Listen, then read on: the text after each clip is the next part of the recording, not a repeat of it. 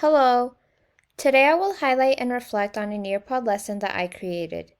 If you aren't familiar with Nearpod, it's a useful internet-based tool allowing educators to create interactive lessons that can be student-led and/or teacher-led. I truly fell in love with this tool and I hope to inspire you to bring Nearpod to your classroom after reviewing what I created.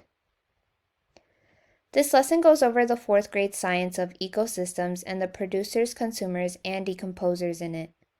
It covers the Georgia Standards S4L1A and the ISTE Standard 1.1c under Empowered Learner.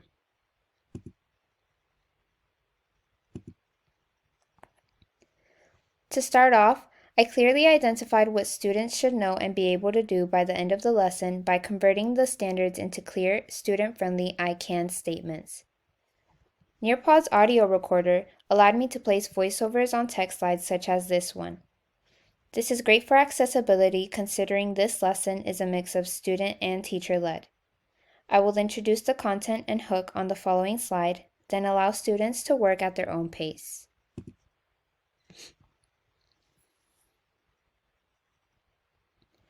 To hook the students into the lesson and prepare them to learn, I initiated with an interactive class discussion that activates their background knowledge on organisms, including themselves. I asked, how do humans and other living organisms gain energy? Nearpod opens accessibility by allowing students to reply with audio, images, and videos if students prefer it over text. Next, I introduced the content, ecosystems, producers, consumers, and decomposers with an educational video, including integrated questions. Along with the integrated multiple choice or open response questions, Nearpod allowed me to trim the video. Keeping video shorter is best for student engagement. As a follow-up, a drag and drop activity allows me to make sure that my students are able to demonstrate their learning on the concepts previously presented. Next, as lessons should present sequence material that builds upon the student's knowledge, another short video provides a deeper dive into how energy flows between producers, consumers, and decomposers. As a follow-up, a virtual field trip allows my students to apply their learning through an exploration. They can use their screen, their mouse, or their touchpad to move around and explore the virtual field trip.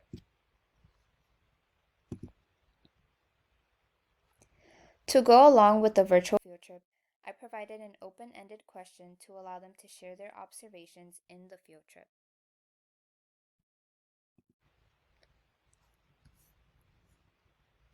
Lastly, to solidify their learning, a game, like quiz, is provided with questions that cover their I can statements. This Nearpod feature is called Time to Climb, and it gives students immediate feedback after answering questions. The game-like animations keep students engaged and motivated. As closure, a recap of their accomplished learning objectives is given, and students are encouraged to apply their newly gained knowledge to their lives.